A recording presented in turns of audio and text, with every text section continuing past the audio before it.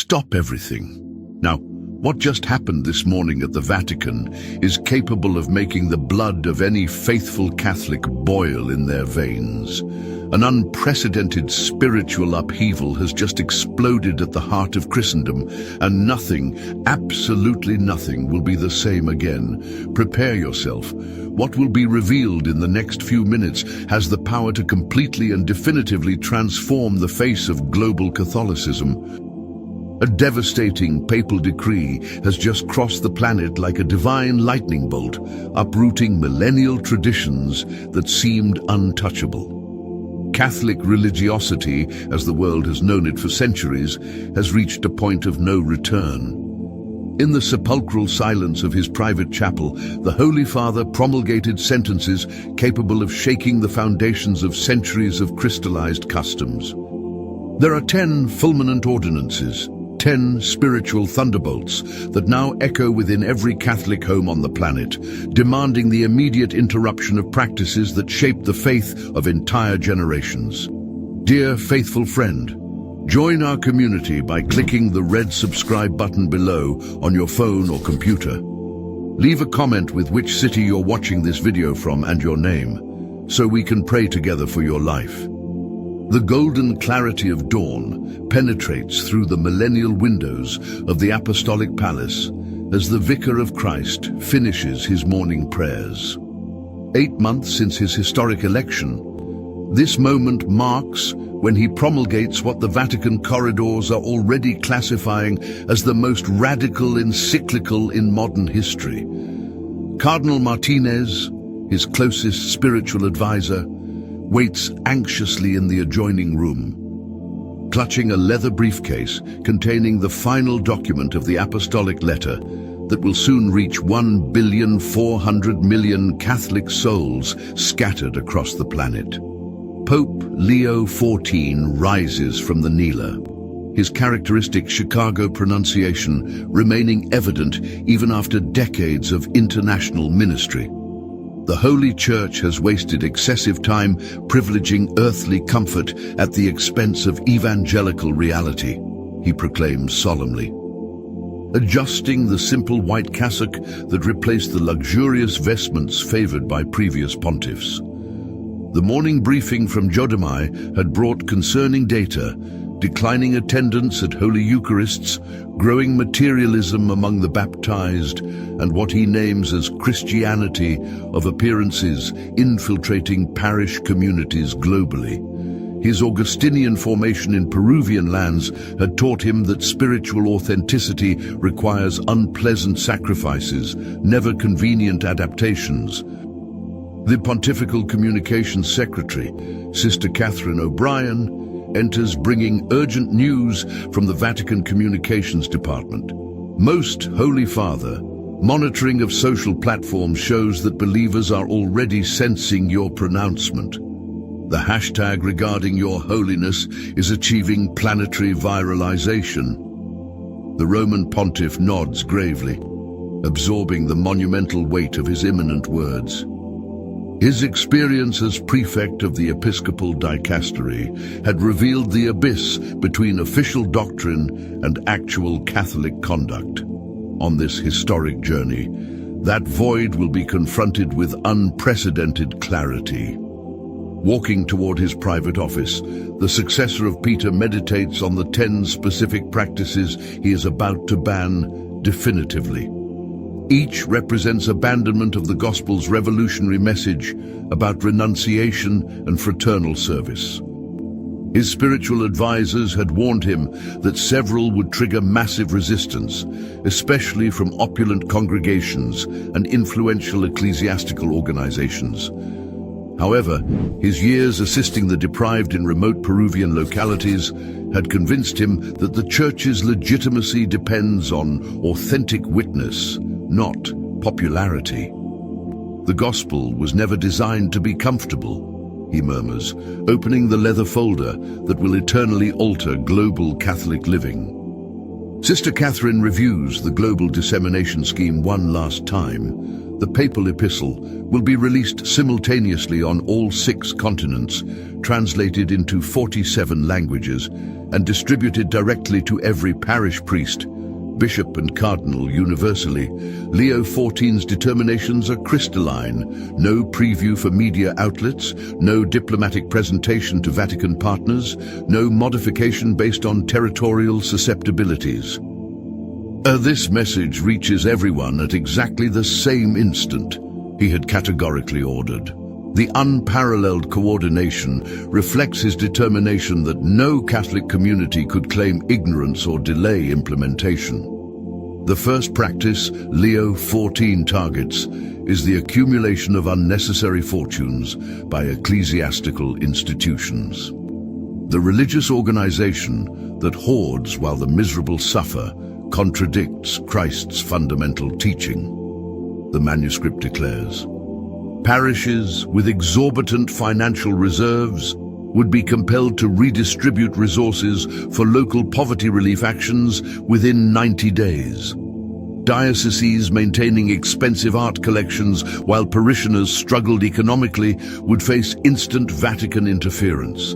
The directive specifically mentioned basilicas that invested millions in restorations, while shelters for the indigent in the same cities remained unfunded. Cardinal Rossi bursts into the papal apartment with alarming news from the Vatican Bank. Holy Father, if we implement the wealth redistribution directive, 17 major dioceses will lose their primary funding sources within 6 months.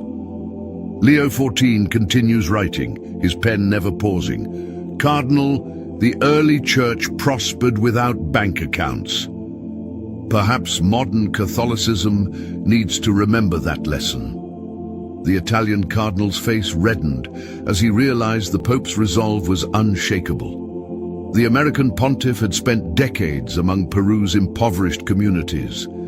Vatican financial concerns seemed trivial in comparison. The second prohibition addressed what Leo XIV called spiritual materialism, the conduct of treating religious artifacts, ceremonies and rituals as commodities to be collected, displayed or consumed for personal satisfaction instead of genuine devotion.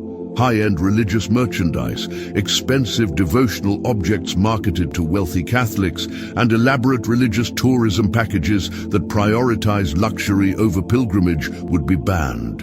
The directive specifically condemned religious stores selling blessed items at inflated prices, transforming sacred symbols into commercial products. Faith cannot be purchased, wrote Leo XIV.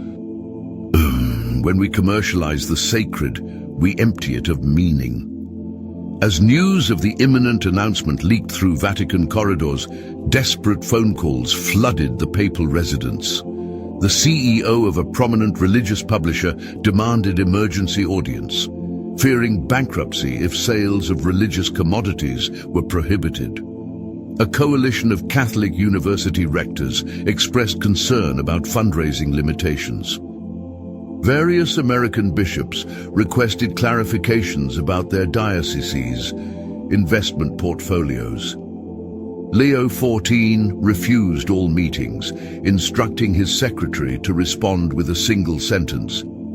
The gospel does not require consultation with those who profit from it. By evening, Vatican security reported unusual activity around St. Peter's Square. International news teams were arriving, despite receiving no official notification of papal pronouncements. Catholic influencers on social media were live streaming speculation about tomorrow's revelation. Bets in Rome risked guesses about the content of Leo XIV's mysterious directive. Inside the papal apartments, the pontiff remained focused on his writing, ignoring the chaos building outside his windows. His decades of missionary work had taught him that truth generates turbulence before bringing peace. The third practice Leo XIV condemned was selective moral indignation. Catholics who vocally opposed certain church teachings while ignoring others that personally inconvenienced them. The document specifically addressed wealthy Catholics who opposed abortion while supporting economic policies that impoverished families, or those who defended traditional marriage while practicing usury through exploitative business practices. Moral coherence cannot be optional, wrote Leo XIV. We cannot defend life in the womb while denying dignity to the worker. Cardinal Thompson of Chicago, Leo XIV's former province, arrived on an emergency flight after receiving intelligence about the letter's content. "Robert, you're going to destroy the American Catholic Church," he warned, using the Pope's baptismal name in private conversation. Leo XIV looked up from his desk, his expression severe but compassionate. "Tom, perhaps the American Catholic Church needs to be destroyed if it has become indistinguishable from American capitalism." The cardinal left the apartment in silence, understanding that his old friend had become something more formidable than anyone had anticipated. The fourth prohibition targeted ceremonial Christianity, the practice of attending religious services, celebrating religious holidays, and participating in church activities primarily for social cultural or business networking purposes instead of spiritual formation. Leo XIV had observed this phenomenon during his years in Vatican administration, witnessing Catholics treat mass attendance as business meetings and religious festivals as social events. The directive demanded that parishes eliminate practices that prioritize social status over spiritual growth, including reserved seating based on donations and religious events exclusive to wealthy contributors. At midnight, Leo XIV completed the final paragraph of his 10-point directive. The document concluded with words that would be quoted in newspapers worldwide within hours. "The Church exists to comfort the disturbed and disturb the comfortable. When we invert this mission, we betray Christ himself." He sealed the letter personally, using the papal ring that still felt strange on his finger. The following morning would bring unprecedented convulsion to global Catholicism. But on this night, in the silence of his private chapel, America's first pope knelt in prayer, knowing he had written the words God demanded of him. Morning arrived with unusual storms over Rome, as if the sky itself were preparing for the earthquake about to shake the Catholic world. At 9 o'clock in the morning, Vatican time, Pope Leo XIV's 10-point directive had reached every corner of the globe, simultaneously translated and distributed through parish networks that had operated for centuries. The document's title was deceptively simple: 10 Practices That End Today. But its content would prove to be the most radical papal intervention in modern Catholic practice. The fifth practice Leo XIV banned was charitable exemption, the belief that generous donations to religious causes exempted Catholics from addressing systemic injustices in their personal and professional lives. Wealthy industrialists who financed church construction while maintaining exploitative working conditions, or politicians who supported Catholic charities while voting against living minimum wage legislation would face public ecclesiastical censure. "Charity cannot compensate for injustice," declared the Pope. "We cannot build God's kingdom while participating in systems that oppress his children." Within hours of the directive's release, Catholic social media exploded in unprecedented chaos. The hashtag about Pope Leo XIV became the most trending topic in ecclesiastical history, with responses ranging from jubilant support to furious condemnation. Progressive Catholic organizations hailed the directive as prophetic leadership, while traditional Catholic groups accused the Pope of abandoning ecclesiastical authority. The Vatican telephone system collapsed under the volume of calls from bishops demanding clarifications, reporters seeking interviews, and lay Catholics expressing everything from gratitude to indignation. The sixth prohibition addressed intellectual pride in faith, the practice of treating theological knowledge, religious education, or spiritual sophistication as marks of superiority over fellow Catholics with simpler expressions of faith. Leo XIV's experience among Peru's indigenous communities had shown him the profound wisdom often found in uncomplicated devotion. The directive condemned religious elitism that dismissed popular piety, folk traditions or working-class Catholic expressions as inferior to academic theology. God's truth is not limited by human education, wrote Leo XIV.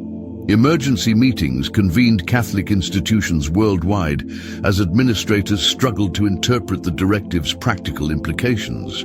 Notre Dame University's Board of Trustees held an emergency session about their endowment management.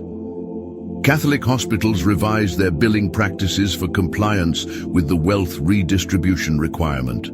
Parish councils across America debated whether their building funds qualified as excessive reserves. The Pope's refusal to provide clarifying statements intensified the confusion, as Vatican spokespersons simply referred questioners back to the original document. The seventh banned practice was pastoral neglect disguised as tolerance. Priests, bishops and lay leaders who avoided addressing difficult moral teachings to maintain popularity or avoid conflict. Leo XIV's directive demanded that Catholic leaders speak truthfully about all church teachings, including those that challenge contemporary culture, doing so with genuine love instead of judgmental condemnation. Silence before error is not mercy, declared the Pope. True compassion requires honest conversation about truth. As the day progressed, the financial implications of Leo XIV's directive became increasingly apparent. The Vatican Bank reported massive withdrawal requests from nervous dioceses seeking to move assets before potential confiscation. Catholic investment firms watched their stock prices plummet as uncertainty spread through religious markets. Insurance companies specializing in ecclesiastical coverage rushed to assess their liability exposure. Yet from the papal apartments came only silence, as Leo XIV refused all requests for economic clarification or implementation timelines. The eighth prohibition targeted cultural Christianity, the practice of maintaining Catholic identity primarily through tradition, family expectations, or social acceptance, while privately rejecting fundamental church teachings. The directive demanded honest assessment of personal faith commitment, encouraging Catholics to embrace authentic discipleship or honestly acknowledge their distance from active belief instead of maintaining comfortable pretense. Lukewarm faith serves neither God nor man, wrote Leo XIV, citing Revelation's warning to the Church of Laodicea. International Catholic leaders began coordinating emergency responses as evening approached in Rome. The Archbishop of Manila called for calm, while privately expressing alarm about the directive's impact on Filipino Catholic culture. The Cardinal of Sydney issued a carefully worded statement supporting papal authority while requesting pastoral sensitivity in implementation.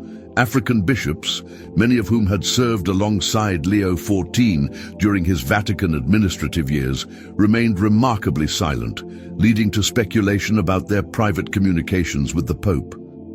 The ninth condemned practice was sacramental consumerism, treating baptism, confirmation, marriage, and other sacraments as personal celebrations, family traditions, or social events instead of profound spiritual commitments that transform life priorities. The directive required extended preparation periods for all sacraments, mandatory community service components, and public living commitments that extended far beyond ceremonial participation. Sacraments mark discipleship's beginning, not its conclusion, declared Leo XIV. As night fell over Vatican City, Pope Leo XIV appeared briefly on his apartment balcony, visible to the crowds that had gathered in St. Peter's Square throughout the day. He offered no words, only a simple blessing, before returning inside. The gesture was captured by hundreds of cameras and broadcast globally, showing a figure who seemed both determined and overwhelmed by the weight of his revolutionary decree. The Catholic world would sleep uneasily, knowing the following day would bring the 10th and final prohibition that many suspected would be the most challenging of all. Dawn arrived with no relief from the ecclesiastical hurricane Pope Leo XIV had unleashed over global Catholicism. Emergency sessions of the College of Cardinals convened throughout the night as protest groups gathered outside Vatican gates, demanding support or retraction of the papal directive. Inside the Apostolic Palace, Leo XIV maintained his morning prayer routine with characteristic discipline, apparently unaffected by the chaos surrounding his revolutionary decree. This day would bring the final revelation that many Catholics felt would be the most personally challenging of all 10 prohibitions. The 10th and final practice Pope Leo XIV banned was conditional discipleship, the widespread Catholic tendency to follow church teachings only when convenient, comfortable, or socially acceptable, while quietly ignoring or rationalizing more demanding evangelical requirements. This prohibition struck at the heart of modern Catholic practice, addressing everything from divorced Catholics who remarried without annulment while still receiving communion, to businessmen who regularly violated fair wage principles while maintaining active parish involvement, to families practicing artificial contraception while publicly supporting church teachings on sexuality. The timing of this final prohibition announcement coincided with urgent meetings between Vatican officials and representatives of major Catholic organizations worldwide.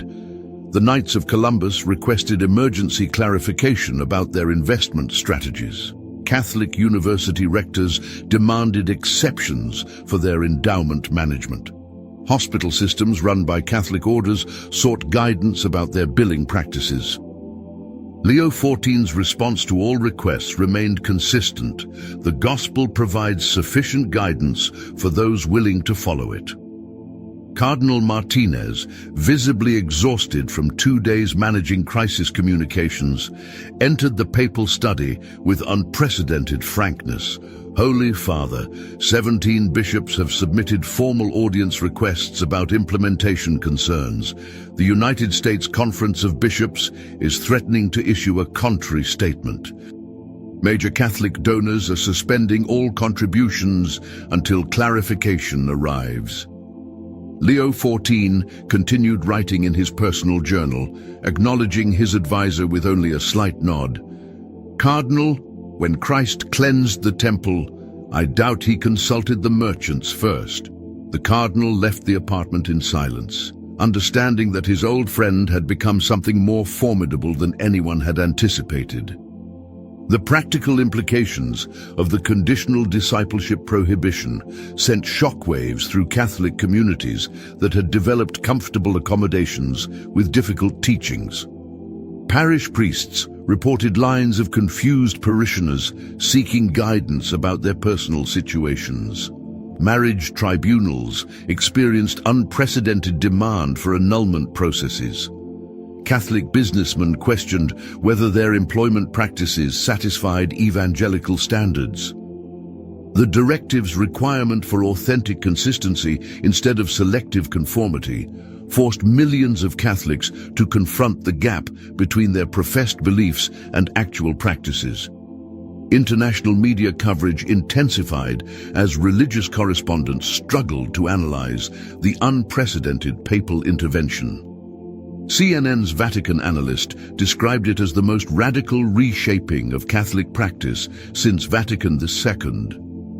The BBC's religious affairs editor called it either prophetic leadership or ecclesiastical suicide. Italian newspapers speculated about potential schism within the church. Yet from American Catholic sources came surprising reports of grassroots support. particularly from young Catholics and those serving in poverty-focused ministries who had long criticized the Church's accommodation with wealth and comfort. As afternoon arrived in Rome, Leo XIV finally broke his public silence with a brief written statement released through Vatican channels. The Church has spent too much time asking how little fidelity God requires. Today, we ask how much fidelity God deserves. The statement, only 50 words in length, demonstrated the Pope's characteristic bluntness while offering no compromises or clarifications that anxious Catholic leaders desperately sought. His refusal to negotiate the terms of authentic discipleship reflected his Augustinian formation and missionary experience among communities where faith required genuine sacrifice. Emergency flights brought prominent Catholic figures to Rome as the crisis deepened. The CEO of America's largest Catholic healthcare system arrived seeking urgent audience about financial compliance. Representatives of Catholic relief services requested clarification about their operational procedures. Leaders of major Catholic universities demanded exceptions for their fundraising practices. All received the same response from Vatican officials. His Holiness is in prayer and will not receive visitors on matters of conscience. The global Catholic response revealed deep divisions that had fermented beneath institutional unity for decades. Progressive Catholic organizations hailed Leo XIV as a prophetic voice, calling the Church back to evangelical authenticity. Conservative Catholic groups accused him of destroying traditional ecclesiastical authority through unrealistic demands. Moderate Catholics found themselves forced to choose sides in a conflict that seemed to offer no middle ground. The Pope's refusal to modify his position, despite intense pressure, suggested that this division had been his intention rather than an unfortunate consequence. As evening approached, Vatican security reported that St. Peter's Square contained the largest crowd since Leo XIV's election 3 months earlier. Catholics from across Europe had traveled to Rome seeking clarification, support, or simply to witness this historic moment in church history. The gathering included both devoted supporters carrying signs reading evangelical truth and angry opponents demanding pastoral compassion. Yet the papal apartments remained dark as Leo XIV maintained his characteristic silence while the Catholic world awaited resolution to the greatest crisis in modern ecclesiastical history. The night brought no peace to the Vatican as emergency sessions continued through Catholic leadership worldwide. The Pope's 10 prohibitions had effectively challenged every comfortable accommodation modern Catholicism had developed with contemporary culture. From wealthy parish donors to university administrators, from hospital executives to ordinary families, Catholics faced unprecedented demands for authentic consistency between professed faith and actual practice. The following day would bring the beginning of renewed Catholic authenticity, or the fracturing of the world's largest Christian denomination. Dawn arrived with unprecedented tension across the global Catholic community as Pope Leo XIV prepared to address the crisis his 10-point directive had created. For 3 days, the Catholic world had wrestled with prohibitions that challenged fundamental assumptions about modern faith practice. Today, the American pontiff would provide the clarification millions of Catholics desperately sought, or reinforce his revolutionary demands for authentic evangelical living. The Vatican morning briefing revealed that Catholic dioceses on every continent had requested emergency guidance as lay Catholic organizations demanded papal retreat or additional explanation. The Pope's first public appearance came during his traditional Angelus address from his apartment window overlooking St. Peter's Square. The crowd below represented the largest gathering since his election, filled with Catholics seeking resolution to the theological earthquake that had shaken their faith communities. Leo XIV appeared precisely at noon, his simple white cassock contrasting with the ornate balcony that had hosted papal addresses for centuries. His opening words would be analyzed by theologians for decades. The gospel has not changed because our comfort was challenged, speaking in clear, measured tones that carried his Chicago origins despite decades of international service. Leo XIV addressed the global Catholic community with characteristic bluntness. These 10 practices end today, not because I command, but because Christ never authorized them. The Church exists to form disciples, not to accommodate preferences. His words confirmed that no modification, exception, or gradual implementation would be permitted. The choice facing Catholics was stark: embrace authentic discipleship or acknowledge their distance from genuine faith commitment. Cardinal assemblies worldwide responded with varying degrees of support and resistance as Leo XIV's comments reached their dioceses. The Cardinal Archbishop of Manila issued a statement supporting papal authority while requesting pastoral sensitivity. The Archbishop of Dublin expressed grave concerns about implementation timelines. Brazilian bishops, drawing on their experience with liberation theology, offered measured support for the Pope's emphasis on social justice. Yet from Africa came surprising solidarity as bishops who had worked with Leo XIV during his Vatican administrative years publicly endorsed his call for authentic Catholic witness. The practical implications of Leo XIV's refusal to compromise became immediately apparent as Catholic institutions struggled with compliance deadlines. Notre Dame University announced emergency board meetings to address their endowment policies. Catholic hospitals began revising their billing practices for evangelical consistency. Wealthy parishes faced difficult decisions about redistributing excessive reserves to poverty relief efforts. The Pope's demand for immediate implementation left no time for gradual adjustment or comfortable transition periods that might have softened the directive's impact. International Catholic organizations found themselves forced to choose between institutional survival and papal obedience. The Knights of Columbus announced they were seeking canonical legal counsel about their investment strategies. Catholic relief services began reviewing their operational procedures for wealth redistribution requirement compliance. Major Catholic universities initiated emergency assessments of their fundraising practices and donor relationships. The speed of required changes eliminated the possibility of quiet accommodation that had characterized previous papal directives. As afternoon arrived in Rome, Leo XIV made an unprecedented decision that demonstrated his commitment to his revolutionary approach even further. He announced he would personally visit 3 localities that exemplified the problems his 10 prohibitions addressed. A wealthy parish that had spent millions on unnecessary renovations, while homeless shelters in its city remained underfunded. A Catholic university maintaining excessive endowments while students graduated with crushing debt, and a Catholic business claiming religious identity while maintaining exploitative labor practices. The Vatican announcement of papal visits to these specific localities sent shockwaves through Catholic institutional leadership worldwide. The implicit threat that Leo XIV might publicly condemn Catholic organizations failing to comply with his directive represented an unprecedented use of papal authority.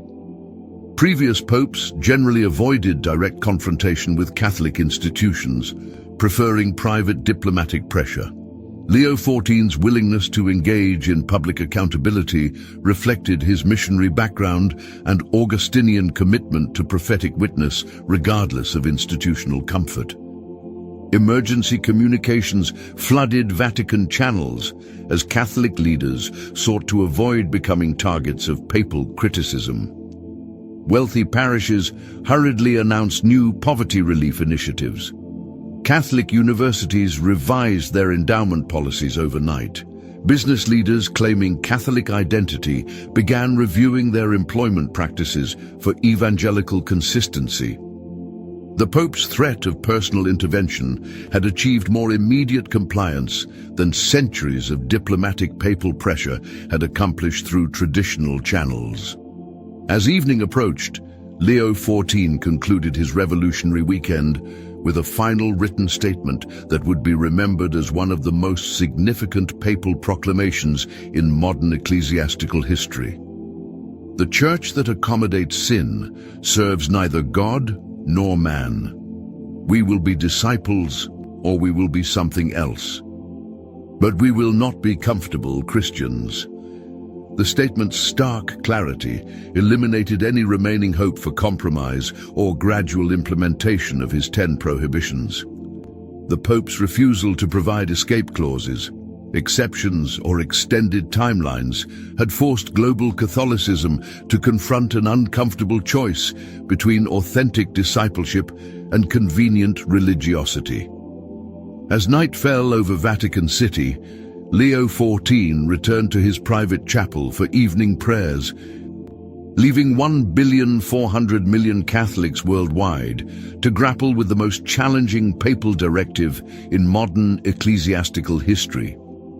The American pontiff had accomplished in 3 days what centuries of diplomatic papal leadership had failed to achieve, forcing authentic examination of Catholic commitment to evangelical living instead of cultural Christianity. The consequences of Pope Leo XIV's revolutionary weekend would reshape global Catholicism for generations.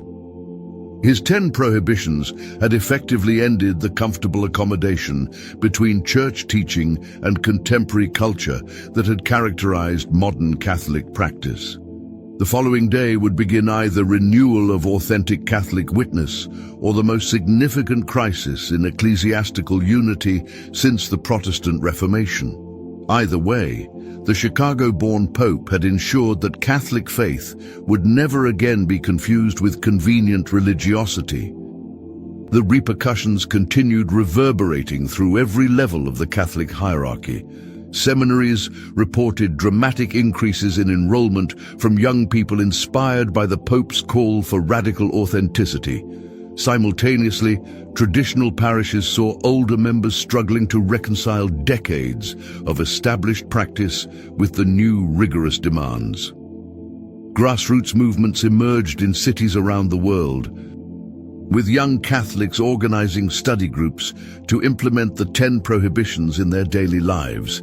These circles, nicknamed Leonine communities, became focal points for Catholics committed to genuine transformation. Meanwhile, in Rome, the Vatican began preparations to implement oversight of the new rules. Committees were formed to audit diocesan finances, examine parish practices, and assess institutional compliance. The bureaucratic infrastructure necessary to enforce Leo XIV's prohibitions grew rapidly, signaling that these were not mere pastoral suggestions, but binding mandates. Critics within the Church argued that such rigorous oversight betrayed the spirit of evangelical freedom. Supporters counter-argued that authenticity without accountability was illusory. The theological debate intensified in seminaries, Catholic universities, and academic publications. Was the Church returning to its radical roots or abandoning centuries of prudent development? The question divided not just laity from clergy, but theologians from theologians, bishops from bishops. Some elderly prelates, who had served under multiple popes, expressed private shock at the speed and severity of Leo XIV's changes.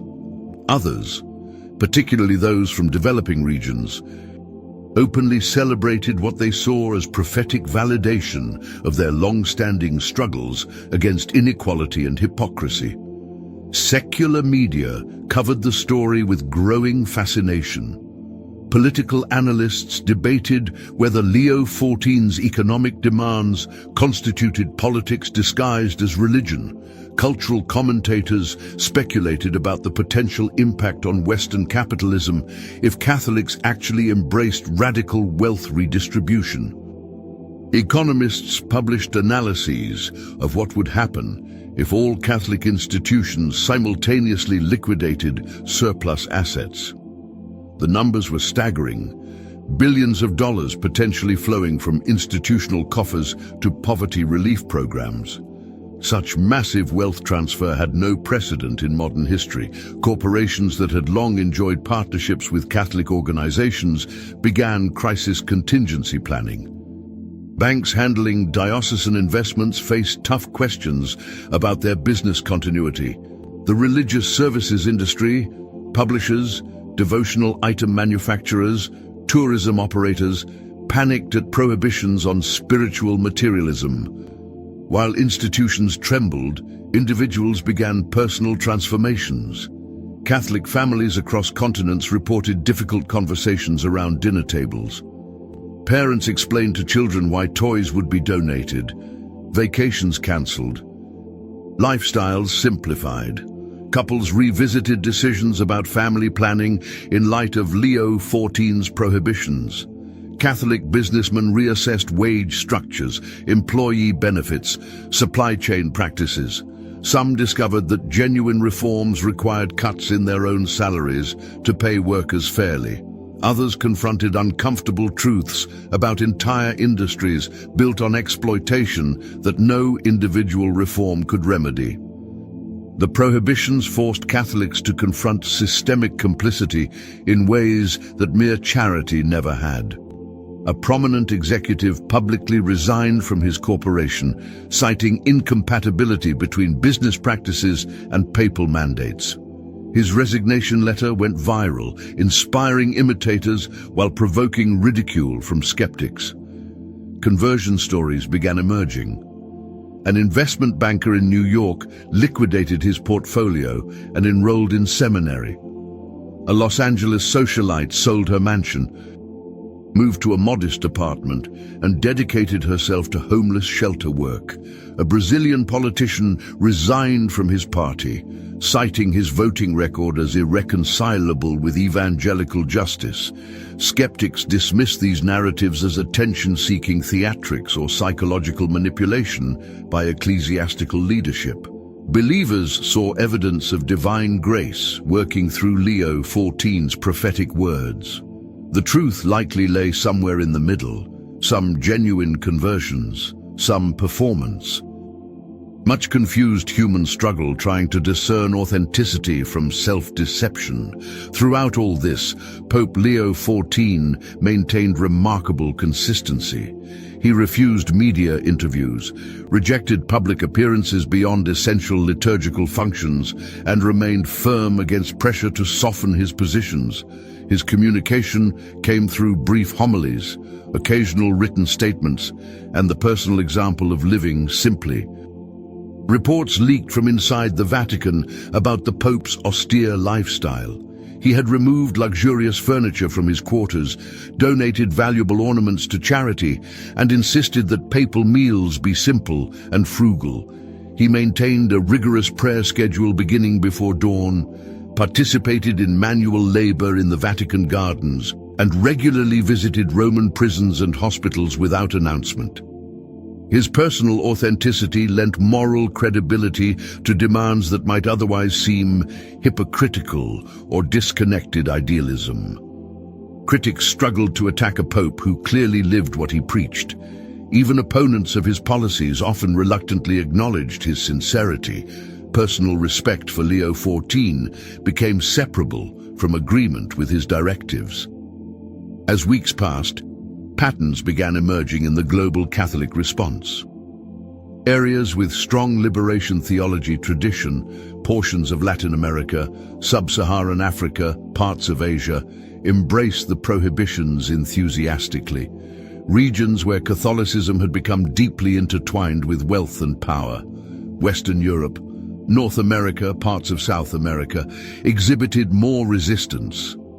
The geography of acceptance versus rejection mapped disturbingly close to global patterns of wealth inequality. Catholics in poorer nations tended to support a pope challenging wealth accumulation. Catholics in wealthier nations tended to oppose. Exceptions existed, pockets of fervent support among young American Catholics, resistance among elites in developing countries, but the trend was unmistakable. This realization provoked uncomfortable self-examination among North Atlantic Catholics. Was there opposition to Leo XIV's prohibitions based on theological principle or protection of economic privilege? Defenders argued that genuine pastoral prudence required gradualism. Critics accused that gradualism was simply rationalization for maintaining unjust status quo. The debate about the prohibitions' deeper meanings continued in academic forums, parish homilies, family conversations, and social media commentary. Was Leo XIV recovering authentic early Christianity or imposing idiosyncratic interpretation? Was he prophet or fanatic, reformer or destroyer? History would judge, but in this moment, no one could deny he had fundamentally disturbed global Catholicism. The question wasn't whether the Church would change was already happening, but what form those changes would ultimately take, and whether the Church would emerge unified or fractured. As the Catholic world wrestled with unprecedented transformations, whispers began about possible schism. Conservative cardinals reportedly discussed whether Leo XIV's actions constituted heresy, justifying removal. Canonists debated historical precedents for papal deposition. The speculation remained largely underground, but its mere existence signaled how deep the crisis had become. Simultaneously, Leo XIV's defenders began organizing more formally. International coalitions of progressive Catholic organizations coordinated implementation strategies. Networks of parishes committed to the 10 prohibitions shared best practices. Young Catholic movements mobilized to defend the Pope against attacks from ecclesiastical establishments. Polarization intensified, but so did engagement. Mass attendance increased in many parishes as Catholics sought guidance through confusion. Confessionals saw longer lines than in decades as faithful struggled with conscience about required life changes. Bible study groups proliferated as Catholics sought scriptural grounding to navigate challenges. Paradoxically, Leo XIV's controversial prohibitions had revived religious life in ways years of gentle evangelization campaigns had failed to achieve. Controversy, it seemed, engaged people more effectively than comfort. The Pope had bet that by disturbing the comfortable, he would awaken the dormant. Early evidence suggested the bet might be paying off, though at what ultimate cost remained uncertain. Commentators noted historical parallels. Leo XIV's reforms recalled the convulsions that accompanied Vatican II. Painful division followed eventually by new synthesis. Others saw echoes of medieval schisms that permanently fragmented Christianity. Historical precedent offered both hope and warning. One thing seemed clear: Catholicism was at a moment of decision. The 10 prohibitions forced a choice that had been postponed for generations. Would the Church be a community of radical discipleship or a comfortable cultural institution? Could it be both? Should it try? Leo XIV had decided no, that authenticity demanded choice, that compromise diluted witness, that the only way forward was through radical transformation. Whether global Catholics would agree remained open. But the question was now inescapably on the table, demanding response.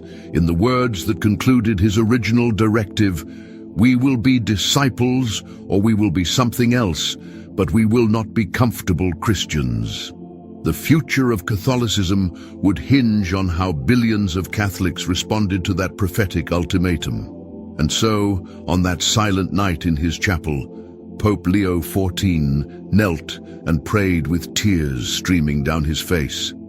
Lord Jesus Christ, who drove the merchants from the temple, give me courage to continue, not by my will but by yours. If I have erred, correct me. If I have spoken your truth, sustain me. I see my brothers and sisters suffering, some from poverty, others from wealth that imprisons their souls. I see your church divided, but I prefer honest division to hypocritical unity. Forgive me if I have been harsh, but do not let me be a coward. The gospel was never gentle. Your cross was never comfortable. If I must bear criticism for love of truth, so be it. Bless all Catholics in this difficult hour.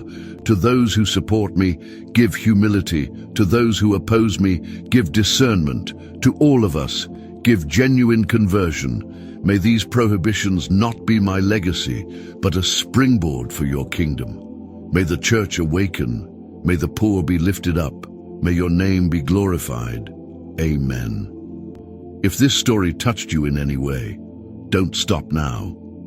Subscribe to the channel to continue following content that reveals behind the scenes, confronts abuses, and treats faith seriously. Leave a like, because this helps this video reach more people who need to hear this message.